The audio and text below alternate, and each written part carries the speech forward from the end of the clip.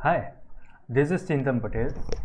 In this lecture, we are going to look at the shear force bending moment diagram concept for statically determinate beams.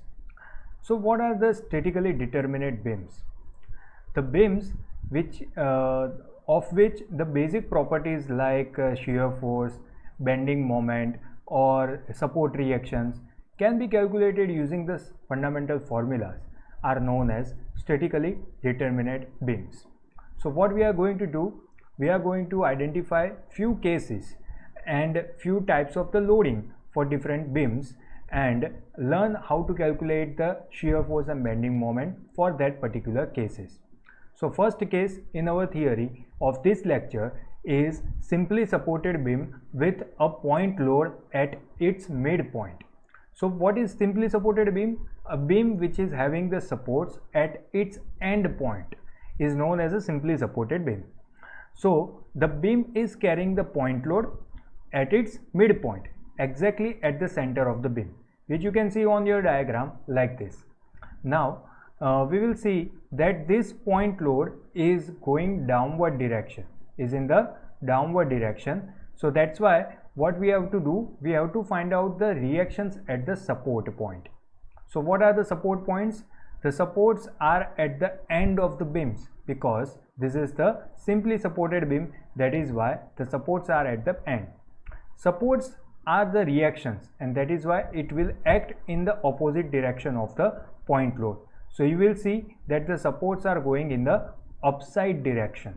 So at the A point there will be a support of RA and at the B point the support will be of RB. So these are the support points. Now we need to calculate the support reactions at A and B using the support reaction concept that we have studied in previous semesters. Now you will see that the point load is exactly at the midpoint, that is why the support will bear half load of the applied point load W. So the reaction at the A point and reaction at the B point will be the same, that is equals to W by 2. So which is represented over here like this.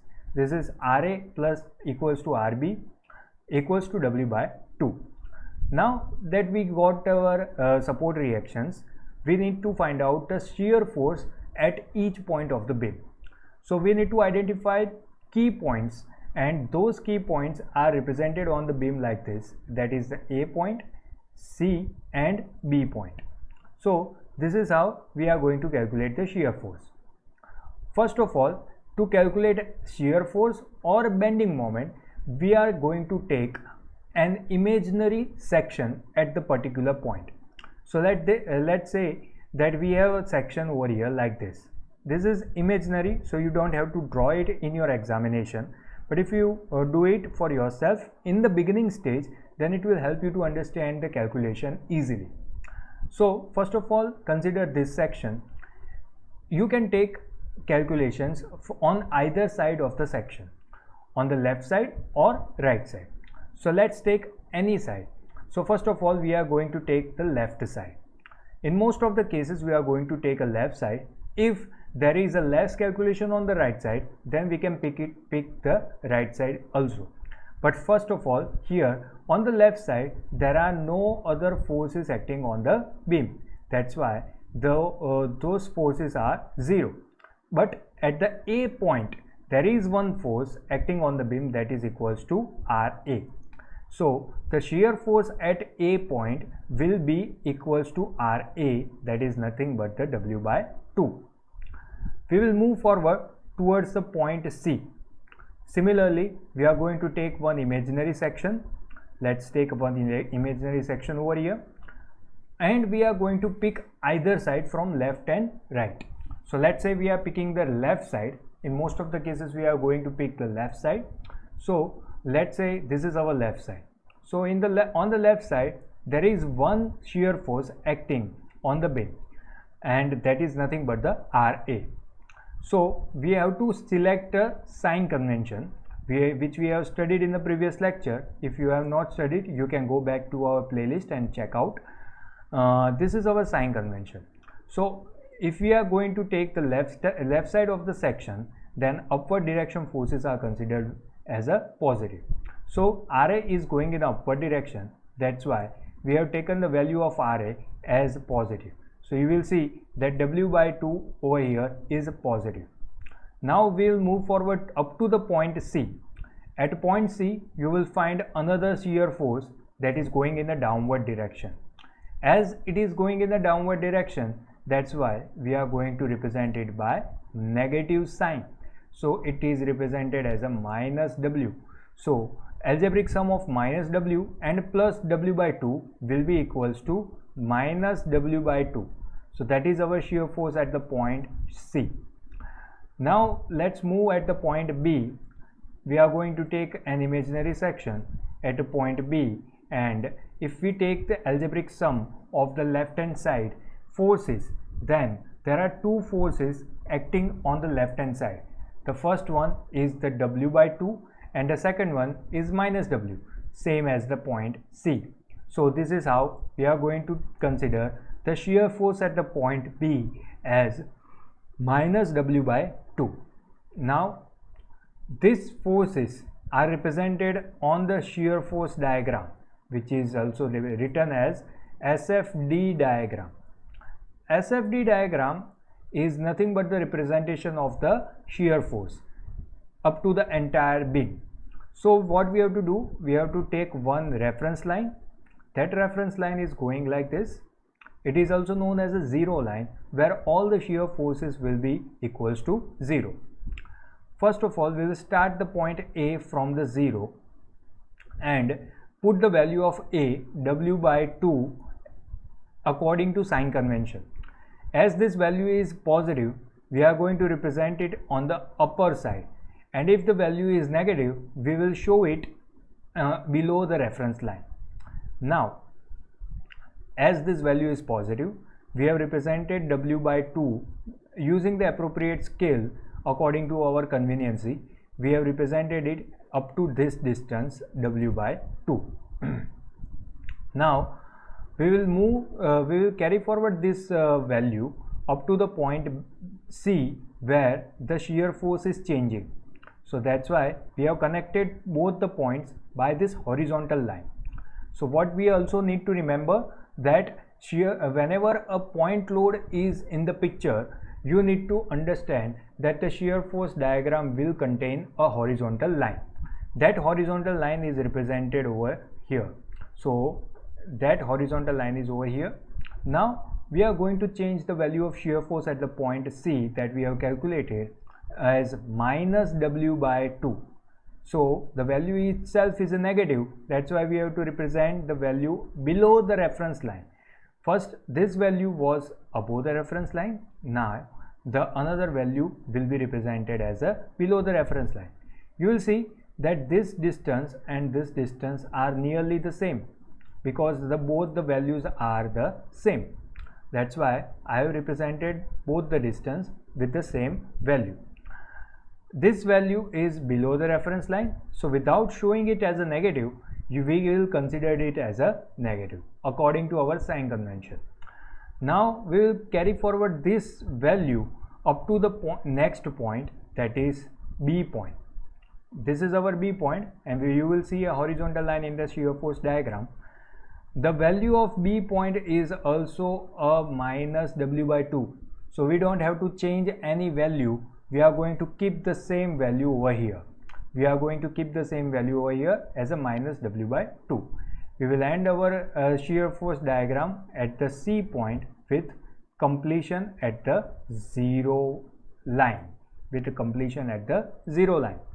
This is how the shear force diagram is drawn for the beam subjected to a point load at its midpoint. Now we are going to calculate the bending moment calculations. So bending moment is pretty much easy. We also have to take one imaginary section over here, and we are going to take a left hand side. As there are no forces acting on the left hand side, the value of the bending moment will be equals to 0. Why is it 0? Because bending moment is nothing but the force into perpendicular distance. As there are no forces, the value of the force is equals to 0, and that is why the ultimate value of bending moment is also equals to 0. So similar condition occurs at the another point B. If you look at the point B section, on the right hand side there are also no forces acting on the beam. So on the right hand side you can select any side, as we have discussed it multiple times. So on the right hand side there are no forces. That is why the moment on the point B is also equals to 0. Those 2 points are represented on the reference line like this.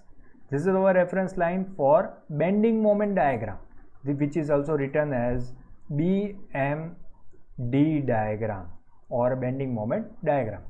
So we are taking the value of A point and B point as 0 on the reference line. The remaining point is point C. So you will see that the point C bending moment is MC written over here.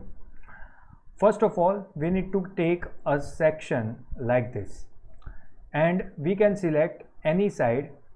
For example, I am taking the left side. So on the left side there is one force acting, that is RA force. The value of RA force is W by 2. So the moment due to this force is nothing but force into perpendicular distance. So what is the value of force? Value of force is W by 2 because it's RA, and distance between the force and the point. So this much distance is to be calculated. So if the entire beam is of the length L, the midpoint will be at the distance of L by 2. So I have written the distance as L by 2. If you multiply both the value, then you will get the final answer of the bending moment as WL by 4. The answer is positive. That is why we are going to show it above the reference line. So here we have represented WL by 2 up at this point. So this distance is WL by 4. WL by 4. You can connect all the points by the inclined line. So here another learning that you need to understand, that the bending moment diagram of a point load is always an inclined line. So 2 points needs to be remembered. First one, a shear force diagram of a point load is horizontal line, and bending moment diagram of a point load is inclined line. So we are going to look at the similar kind of another load, that is nothing but the eccentric load. Now what do we mean by eccentric load? Eccentric load is the load which is not exactly applied at the center of the beam or the midpoint of the beam. So you will see the diagram and find out that the point load is not applied at the center of the beam. That is why it is known as eccentric load. So eccentric load is at a distance of A from the point this A, and at a distance of small b from the point capital B. So this you need to understand, that distance of each point should be given in your examples, without which you will not be able to calculate the bending moment, because bending moment is nothing but the force into perpendicular distance. So we are going to follow our method that we have studied in the previous case. First of all, we need to find out the support reactions using our basic formula. So what are the formulas? That bending moment, we are taking the moment at the point A, then we will see that this is our reaction at the point B, which is represented by RB. So RB into A, into distance between the point A, that is our anti-clockwise moment, and W is going in the downward direction, that is why it will create a clockwise moment. This will create an anti-clockwise moment, and this will create a clockwise moment. So you will see that the clockwise moment and anti-clockwise moment both are the same, because algebraic sum of all the moment for the steady beam is equals to 0. So RB into L equals to W into A, and from that we got the relation that RB equals to W into A by L. And we also know that RA plus RB is equals to 0. That's why from that relation RA equals to WB by L. So this is how we got our reactions. Now we are going to follow the same method of this SF calculation. First of all, we have represented a sign convention that is the similar sign convention that we have used in the previous case. Now at the point A, we are going to consider an imaginary section, and on the left side there are no other forces acting on the beam. But we need to consider this force which is acting at the point A, that is nothing but RA. RA value is equals to WB by L, that is calculated using our support reaction method. Similarly, we are going to move forward at the point C. So you will see that the point C contains the imaginary section like this, and on the left hand side there is one force acting on the A point, that is RA force, and we have to consider the W force acting at the point C. So RA is going in the upward direction, so WB by L is considered as a positive and minus W is considered as a negative. So the final answer will be equals to minus WA by L. Minus sign indicates that it will be represented below the reference line. Now we move forward up to the point B, where if we draw a section, then you will find two different forces, and the algebraic sum of the two forces will be equals to minus WA by L. The similar thing is represented on the SFD diagram. So SFD diagram is like over here. We start our diagram from the 0. From the 0 at the A point, we have our value as a WB by L, which is represented using the appropriate scale. We carry forward this position up to the next point, and at the next point the value is changing as the minus WA by L. So we have represented minus WA by L over here. This is our point at C point.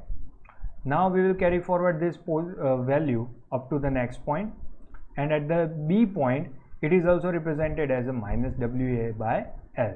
So we have written minus WA by L over here, and we complete our diagram at the 0 point at B. Similarly, if we look at the bending moment calculations, we need to explain a sign convention like this. So at the A point and B point, the bending moment will be equals to 0. So consider these points as 0. Now at the C point, you need to take a section, and on the left side RA is the force acting on the left side of the section.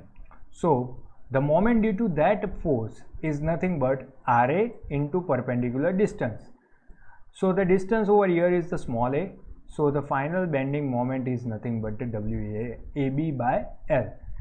This value is positive, that's why we have represented it as a on the above the reference line. So this is our WAB by L. We can connect both the points by an inclined line, that we have studied for the point load in the previous case. Similarly, we are going to look at the third case and the last one, that is simply supported beam with the UDL on the entire span. So UDL is nothing but the uniformly distributed load. So this is represented by this type of a design that we have also studied in the previous lecture. So UDL is going downward with W kilonewton per meter. So we are going to change our learning over here. So whenever a UDL is given, your SF diagram will contain an inclined line, and your bending moment diagram will contain a parabolic curve. So let's see how these inclined and parabolic curves are gained. First of all, we need to take a support reactions. So we can take the support reaction at the point A by taking the moment, considering clockwise moment and anti-clockwise moment the same, because the algebraic sum of the clockwise moment and anti-clockwise moment is equals to 0. So RB into L is equals to W into L by 2. How this comes? Because this is the total UDL. This is total UDL, which can be calculated using the multiplication of total distance. So W into L is total UDL and it is subjected to a center point. That's why we have considered the UDL at this point. So this is equivalent point load, which is nothing but W into L.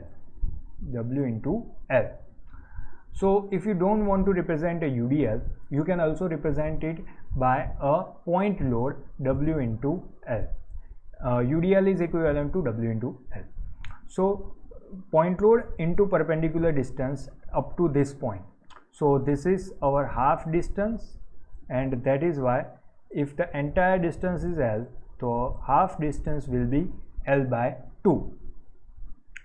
So from that we got our two reactions at point A and point B, that is WL by 2, which is also a logical explanation because the entire load is entirely laid on the beam from two supports. So equal distribution is there. So whenever equal distribution is in the picture, the support will carry same amount of the load. So that's why WL by 2 will be the support reactions. Next is the SF calculations. We are taking the similar sign convention.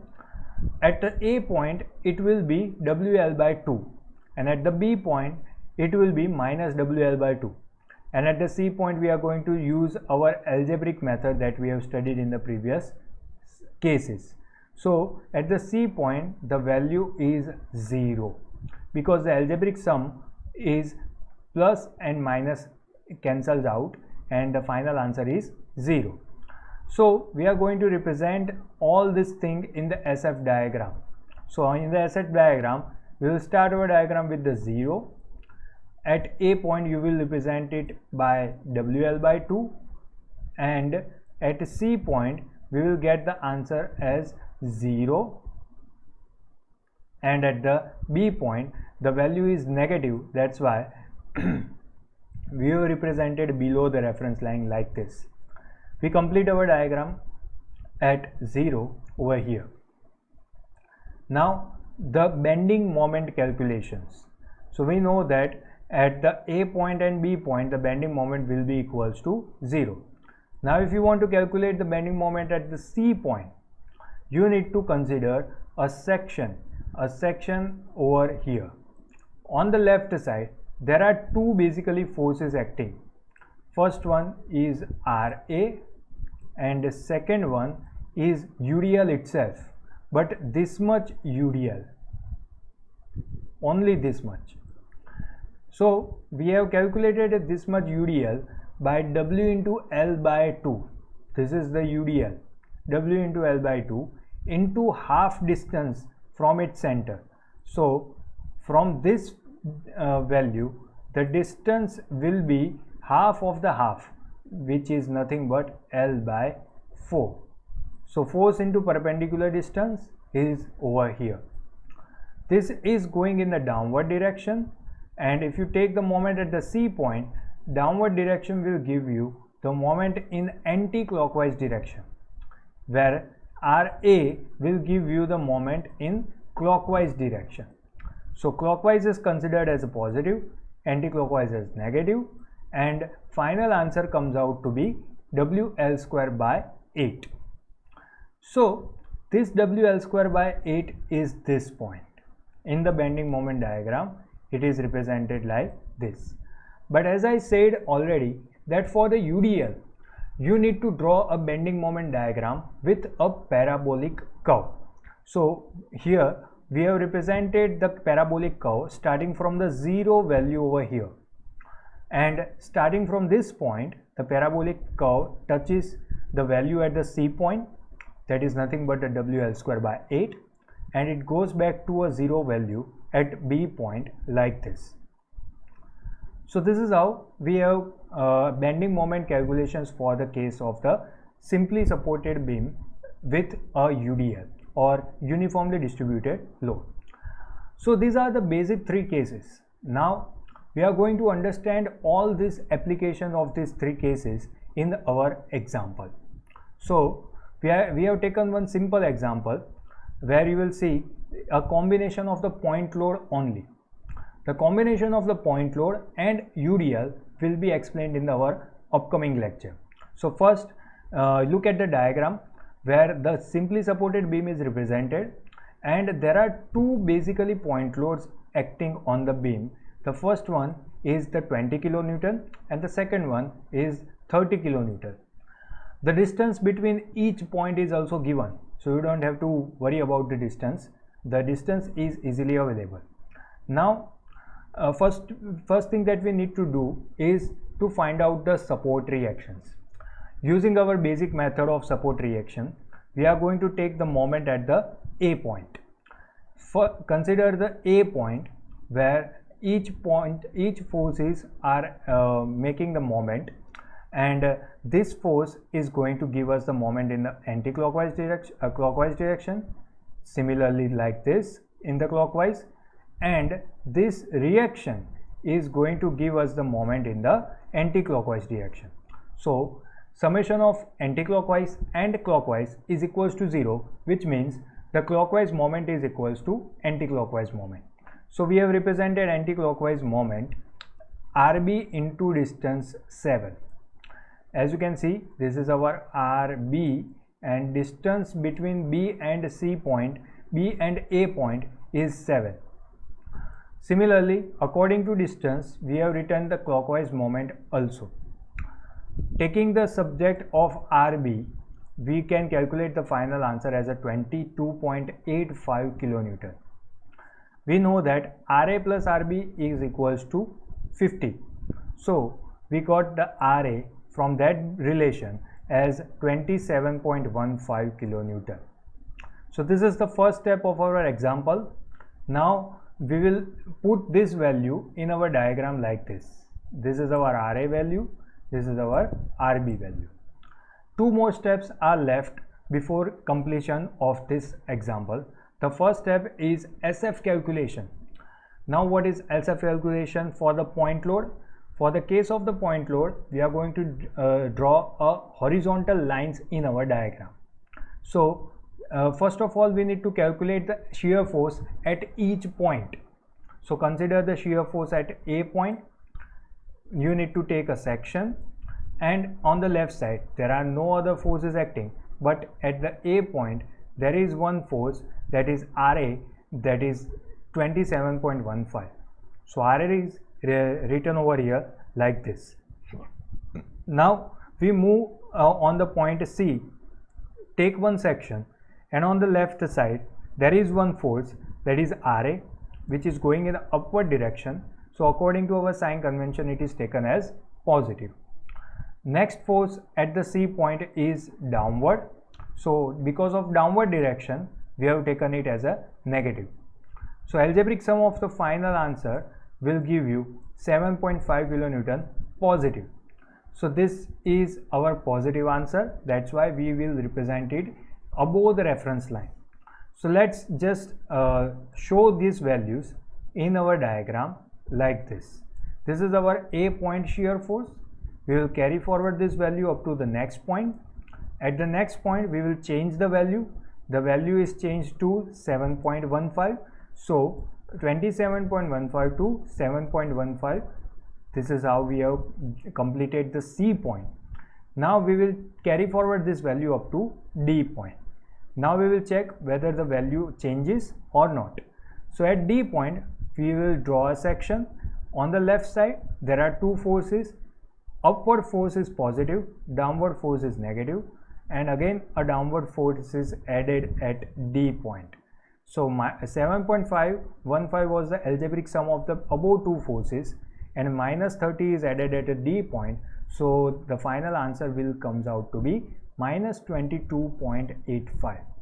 So this answer is negative. That's why we have to represent it below the reference line 22.85 like this. Later on, we will carry forward this value up to the next point and the last point. So at this point, if we draw a diagram, then on the left side there will be 3 different forces and addition of one force in the upward direction. So the final answer will be minus 22.85 kilonewton. As this value is minus, we have represented it as a 22.85 over here.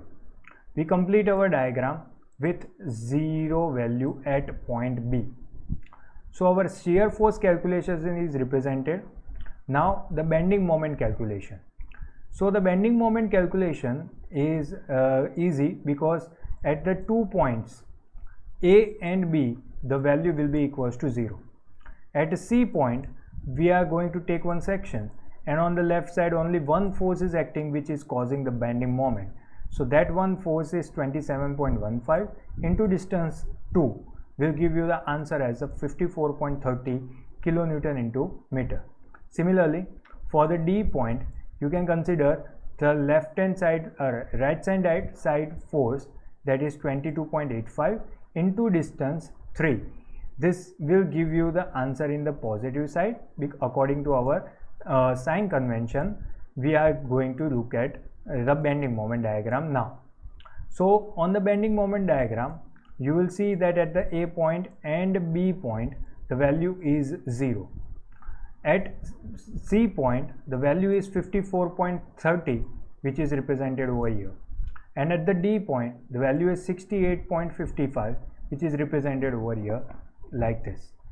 We know that there is only point load acting on the beam. That's why the bending moment diagram is connected using the inclined line. If there were a UDL, then we have to connect 2 points using the parabolic curve. So this was the basic learning about this lecture. We will see few more concepts in the upcoming lecture. Till then, thank you.